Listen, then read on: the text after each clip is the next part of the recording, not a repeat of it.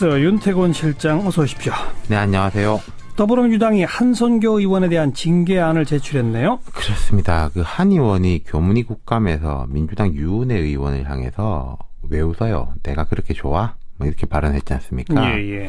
거기에 대해서 그 행위는 국회법 제146조 모욕 등 발언의 금지, 국회의원 윤리강령 제1호 및 국회의원 윤리실천규범 제2조 품위 유지를 현저하게 위반해 국회 권위를 심대하게 실추시켰으므로 국회법 제155조 제7호에 따라 국회의원 한선교에 대한 징계를 엄중히 요구한다. 이렇게 해가지고 소속 의원 전원의 서명으로 징계안을 제출했습니다. 네. 지금 그 경위 멱살 잡은 것 때문에 경찰 그렇죠. 수사도 받고 있잖아요. 네. 바로 요 앞은 아니고 그 전에 개회사 논란이 있었지 않습니까? 정 네. 의장. 그때 이제 의장실에 이렇게 가가지고 갔을 때 국회 경위, 경찰 신분의 이 사람 멱살을 잡은 혐의. 이거는 뭐 혐의라기보단 팩트죠. 본인이 다 시인하고 있으니까 여기에 대해서 폭행죄 등의 혐의로 수사를 받고 있으니까 엎친 데 덮친 격입니다. 그리고 민주당은 한 의원의 상임위 사퇴도 요구하고 있어요. 그러니까 이게 가해자하고 피해자가 같이 있으면 피해자 힘들다. 가해자가 나가라. 이런 거죠. 네. 어찌됐건 오늘은 지역 일정을 이유로 국감에 나오지 않았고요. 이번 국회 문을 열면서 뭐 윤리위원회 또 의원 징계 이런 거 강화하자 이런 얘기들을 다 모든 당이 하지 않았었어요? 그렇죠. 그리고 지금 이제 국회 특권 내려놓기 특별기구라는 게 꾸려져 있습니다. 네. 여기서 뭐 세비 인하 이런 이야기 하고 있는데 여기가 이제 특권 내려놓기뿐만 아니라 그 특권 내려놓기에는 비윤리적 행위의 징계를 강화한다. 이것도 들어있거든요. 그렇죠. 그리고 각 당도 하나같이 자체 윤리위원회를 강화한다. 약속은 다 했습니다. 근데 지금 아직까지는 효과가 별로 안 보이는 것 같아요. 그러니까 이게 선거 때나 초반에는 분명히 조심하는 기색이 역력했어요. 제가 봤을 때도. 네. 그런데 이제 여야 간 갈등이 높아지면서 눈살 찌푸리는 행위가 속출하고 있는데 한의원 사건은 이례적이긴 해요. 왜냐하면 이제 정치적 충돌 과정에서 막말이 막 오간다. 몸싸움이 오간다. 이런 게 아니고 여성 의원에 대한 성희롱식이지 않습니까? 네. 참 오랜만입니다, 이게.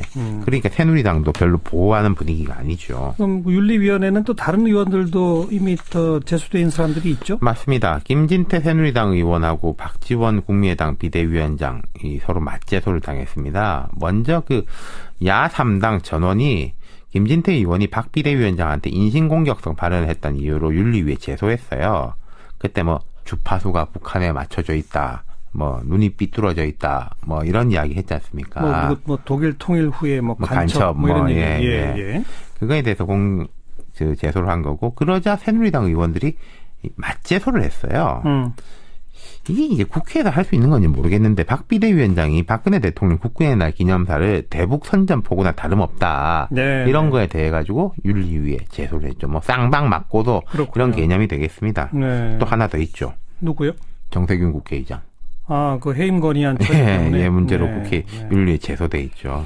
윤리위 제소지만 사실 윤리 문제라기보다 정치적 공방이라고 그렇죠. 봐야 될 것 같은데. 그러니까 이제 한 의원을 제외하고는 또 김진태 의원이 이제 정치적 공방과 막말 시비가 겹치는 거고 정 의장 거는 공방이라고 볼 수 있는 거고요. 네.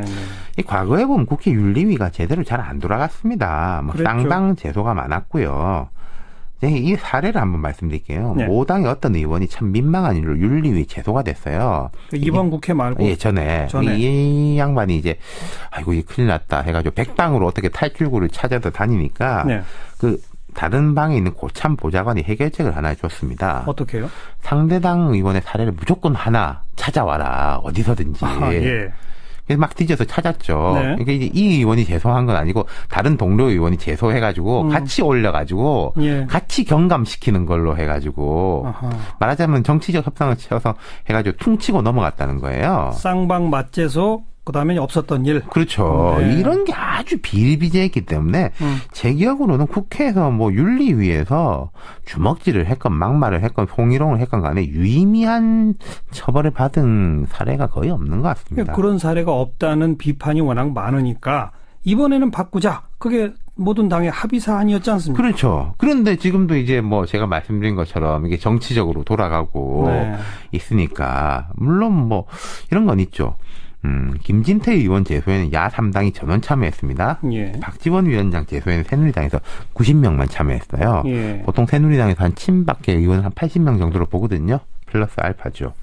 그리고 한성교 의원 같은 경우에는 경우가 다르기 때문에 조금 그냥 넘어가기는 쉽지 않을 것 같습니다. 근데 국회 차원의 윤리위원회 말고 각 당도 당 내부의 윤리위원회를 따로따로 두고 이걸 더 강화하겠다고 선거 기간에는 조명도 엄청나게 받았죠. 근데 이런 예가 있습니다. 그 엊그제 불기소 처분받은 윤상현, 정기환, 최경환 세 분의 공천 겁박 논란 있지 않습니까? 김성회 전 의원에 대한. 폭로가 됐을 때 지난 7월에 새누리당 윤리위원회에서 다뤘어요. 막 고민을 하다가 어떻게 결정을 했는고 하니 8월 전당대회 이후에 결정한다. 이게 전당대회 결과에 영향을 미칠 수 있기 때문에 그때도 그게 뭐 말이 되냐 이런 비판을 받았는데 8월 전당대회 끝난 지 지금 10월 하순이니까 2달 됐지 않습니까? 새누리당 윤리위원회에서 이걸 다뤘다는 보도를 본 적이 없는 것 같은데요. 하긴 뭘 했겠습니까? 안 했죠. 일단 그냥 시간 끌고 여론에 관심이 없어지면 없었던 일로 가고. 그렇죠. 뭐 다른 당도 뭐 크게 다르진 않습니다만 새누리당이 이번에 딱 걸린 사례가 하나가 있어서 제가 말씀드린 겁니다. 똑같네요. 약간 달라지는 거는 그때 되면 달라질 겁니다. 다음 총선이 가까워질 때.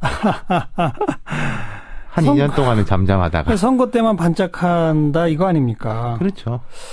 이거 어떻게 방법이 없을까요? 그러니까 뭐 중이 제 머리 못 깎는다는 뭐 이야기가 있듯이 제가 볼 때 이게 특단의 별 방법이 없어요. 아이고. 그래도 해결해내는 모습 기대해야죠. 네. 수고하셨어요. 감사합니다. 윤태권 실장이었습니다.